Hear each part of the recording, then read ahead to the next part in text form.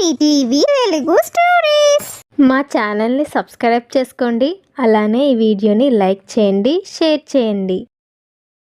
ఒకరోజు పని ముగించుకున్న తరువాత గంగరాజు రమణ ఇలా మాట్లాడుకుంటారు.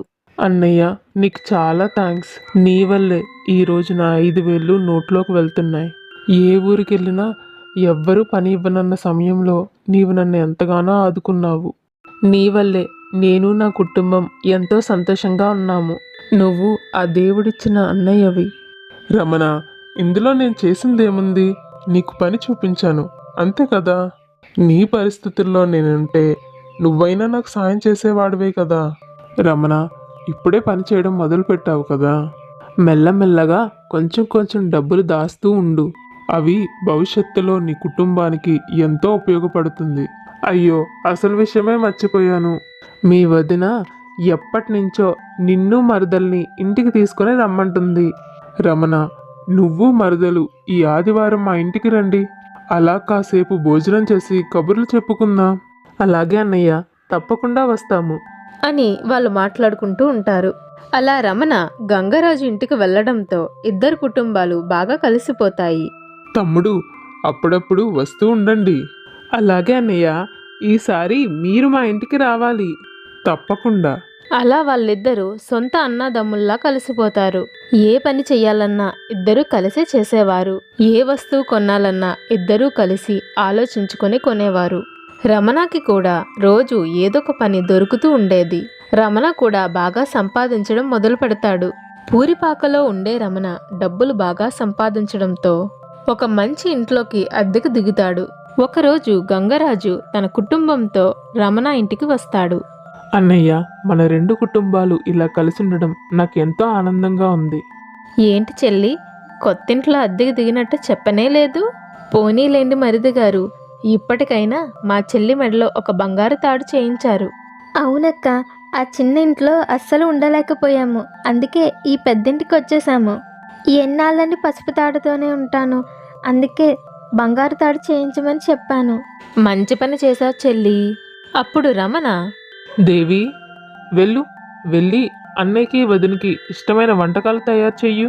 మర్యాదల్లో ఎలాంటి లోటు రాకూడదు. సరే అని చెప్పి లోపలికి వెళ్తుంది దేవి. అలా గంగరాజు రమణ కుటుంబాలు కలిసిమెలిసి ఉంటాయి.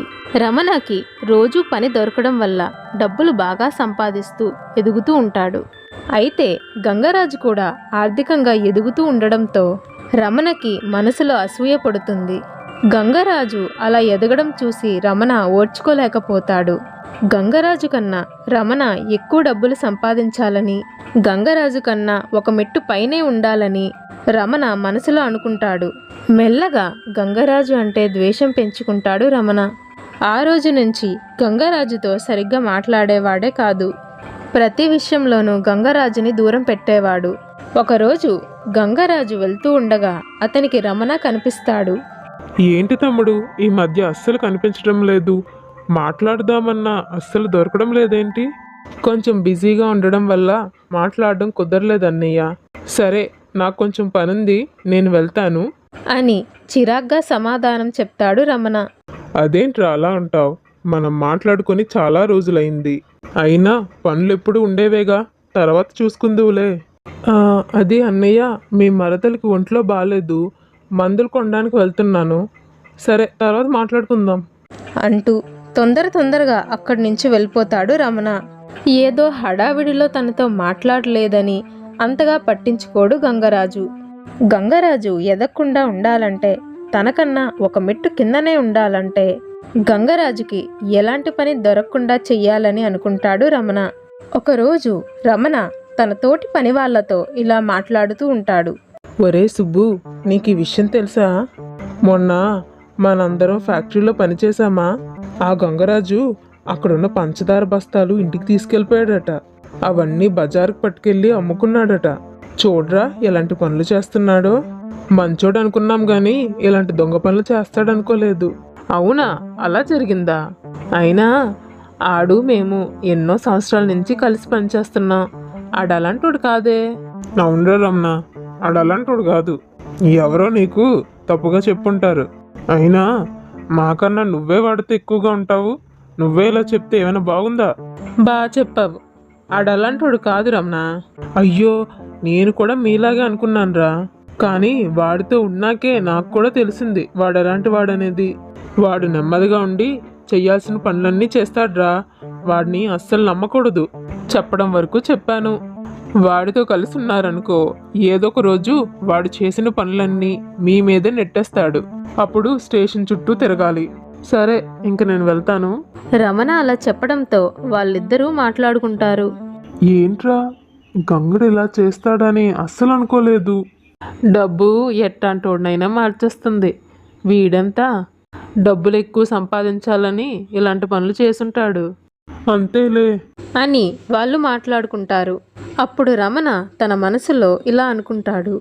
నేను చెప్పింది నమ్మేశారు. వీడిని ఇలానే అందరి దగ్గర చెడ్డ చెయ్యాలి. ఒరే గంగరాజు, నీతో ఎవరు ఉండకుండా చేస్తాను అని అనుకుంటాడు. గంగరాజుకి ఏ పని దొరకకూడదని రమణ తన యజమాని దగ్గరికి వెళ్ళి గంగరాజు గురించి చెడ్డగా చెప్తాడు.